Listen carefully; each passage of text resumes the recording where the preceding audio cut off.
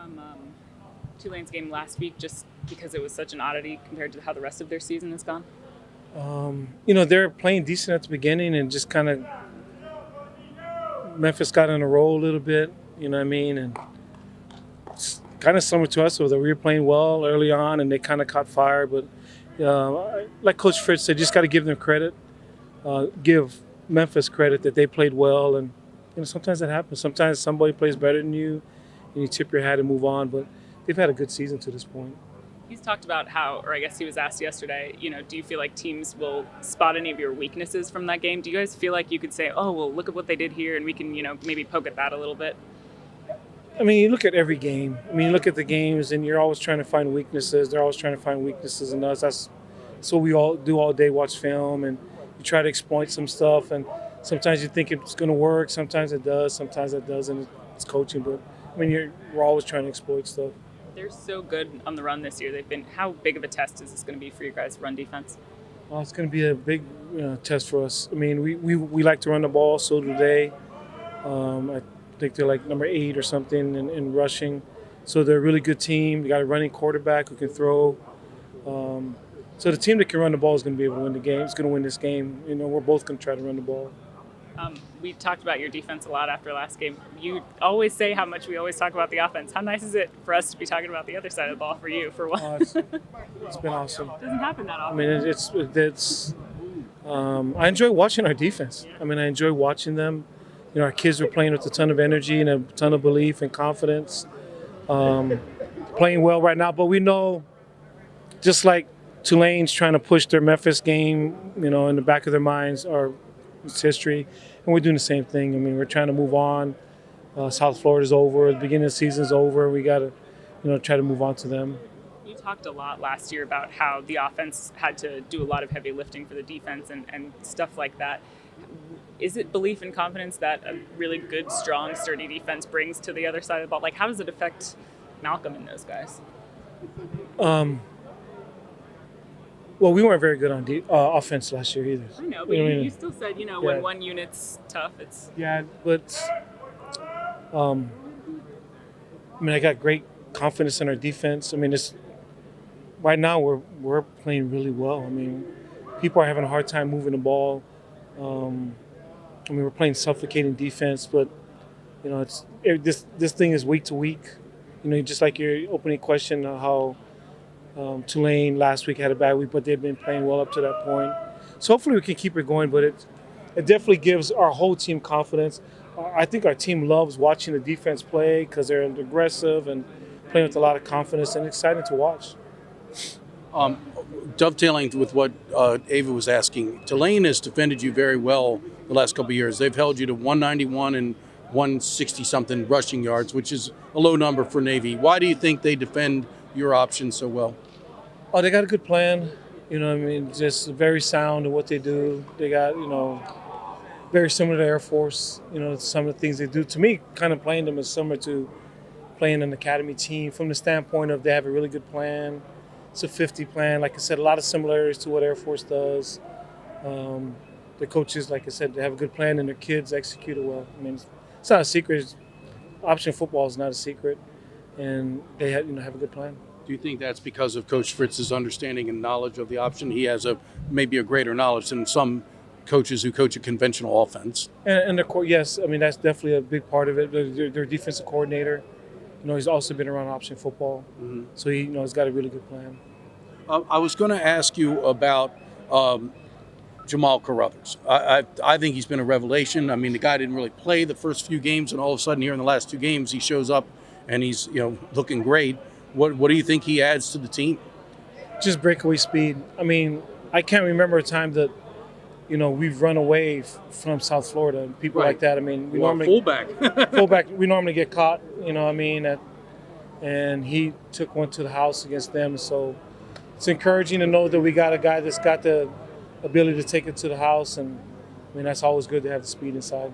You're leading the nation in the rushing. What can you talk about your offensive line and the job they're doing? They're playing really well right now.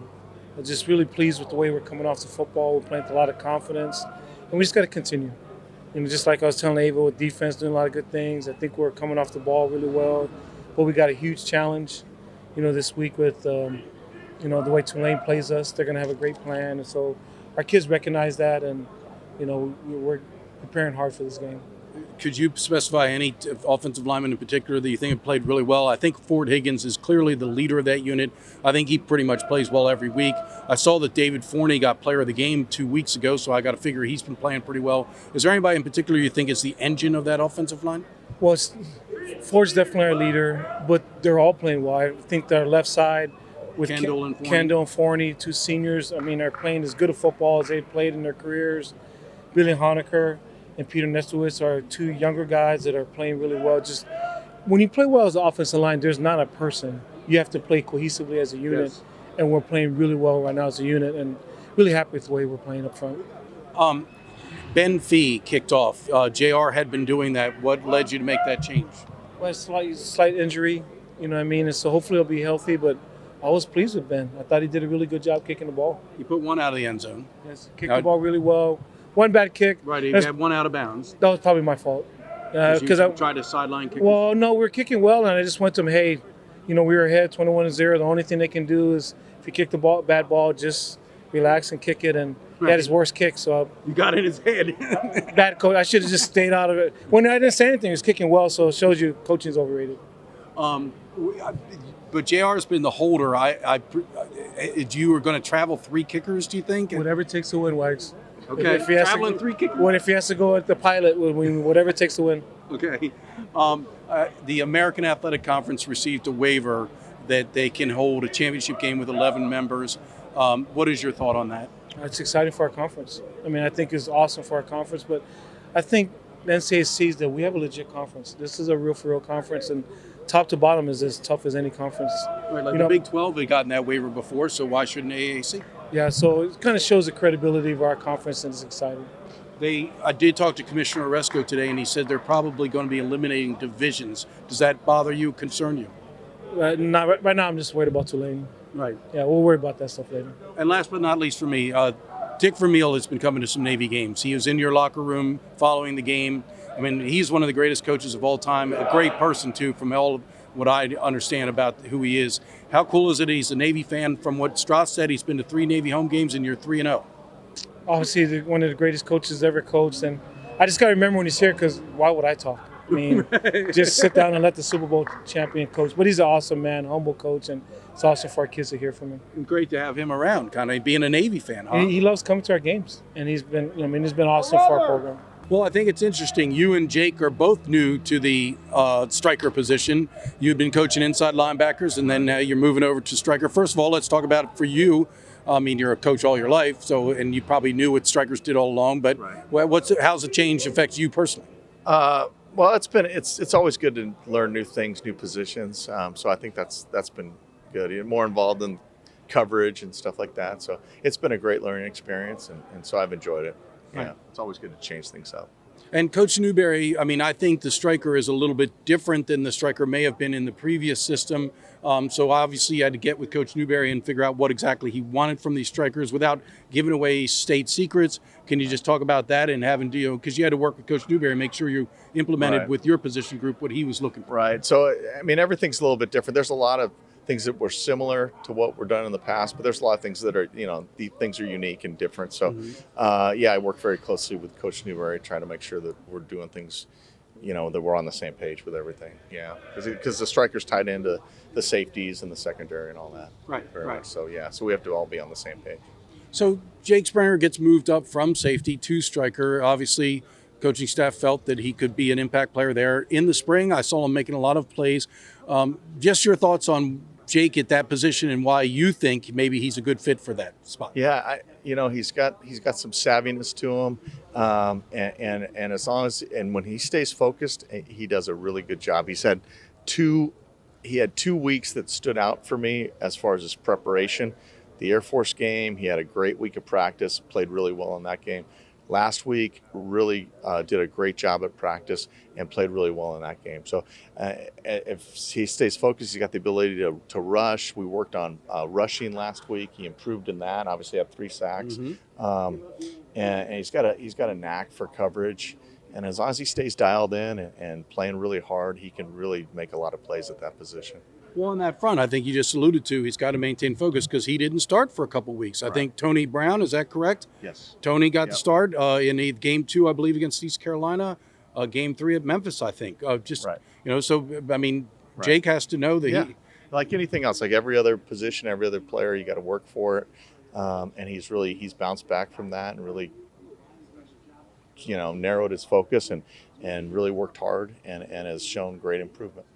And the type of kid he is, I mean, I've only interviewed him a few times. He seems kind of quiet, reserved. Right. How would you describe Jacob Springer? Yeah, just like you said, quiet, but at the same time, he's observant to what's going on. He's very conscientious, wants to do the right thing, and sometimes we have to get on him with certain things, but he responds well to that, and he's really, I think coming into his own as long as he stays dialed in and doing the things we ask. Oh, I wanted to ask you about Jamel Carruthers. He's been a revelation here the last few weeks. I hadn't really seen much of him, and all of a sudden people are like, who this guy Carruthers? So obviously all the credit goes to you for coaching him up, huh? No, I wouldn't say that. All the credit goes to him first and foremost. He's done everything we've asked him to. I mean, Jamel just hits it at a different speed. Coach Niemot gets a lot of credit too. He wanted to get Jamel in the game plan, and obviously in Tulsa, he showed what he can do. And at that point, now we have a nice 1-2 punch, kind of that inside hit it up in there guy with Nelson and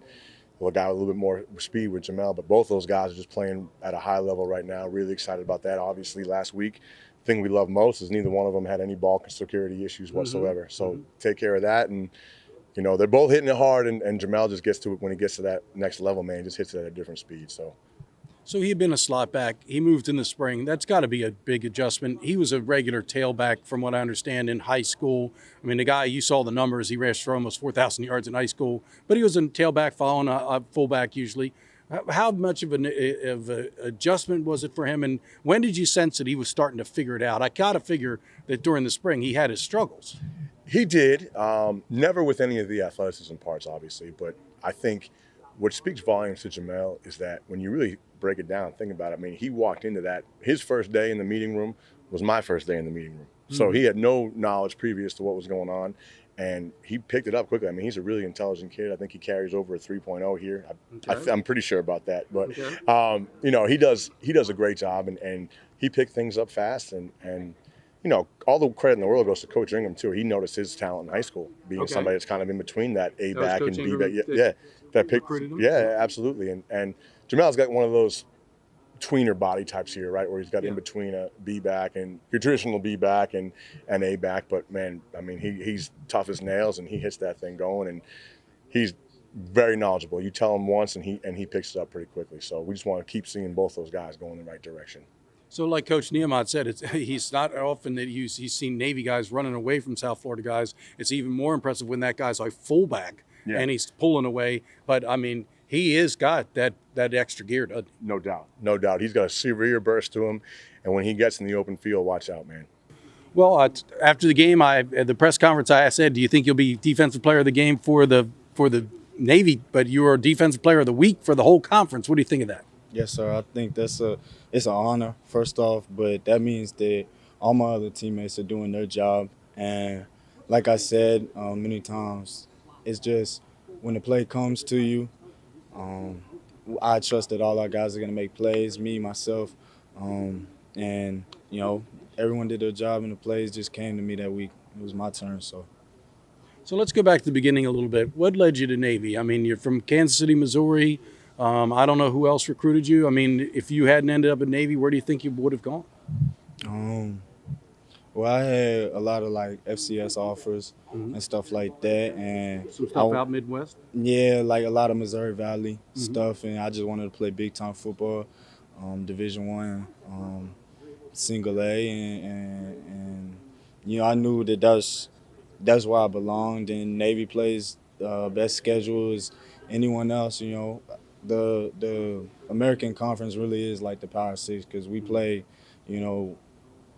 teams that everyone recognizes and big teams, every week. Memphis, so Houston, Memphis, right on Houston, down the line, right. Notre Dame, every week in and out it's a battle. We go into it knowing that we're gonna have to bring our A game. So that was the big thing, and then just the opportunities that come with the Naval Academy and whatnot. So. And so the change of positions. I mean, obviously, you spend 2 years learning how to be a safety, and all of a sudden they tell you you're going to be on the second level, closer to the line of scrimmage. Can you talk about that? Were you disappointed about having to change positions, or did you look at it as an opportunity that, hey, this coaching staff thinks I can be a playmaker and they're putting me in a playmaking role? Yeah, no, at first I was like linebacker, Right. striker, because, you know, in the safety room we would tease the strikers that they're linebackers and part of the front seven and whatnot. So, especially based on our last defense that we played, but after spring ball and, you know, talking scheme with Coach Newberry, I realized that this is really a fifth DB who can just who they just send to go get after the quarterback and you know, fit up holes and whatnot. So it's a lot of fun.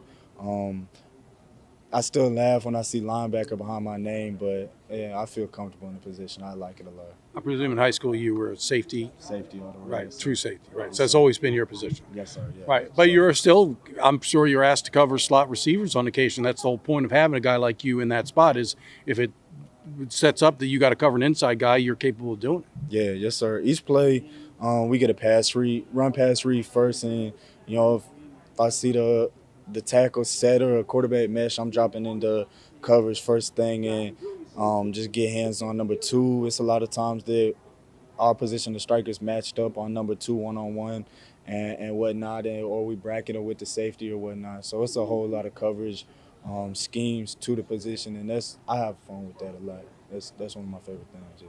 So during spring ball, you're one of the guys making plays, you and Diego. I mean, I saw a couple times when you were getting in the backfield making tackles for loss and you were hooting and hollering and firing up the defense.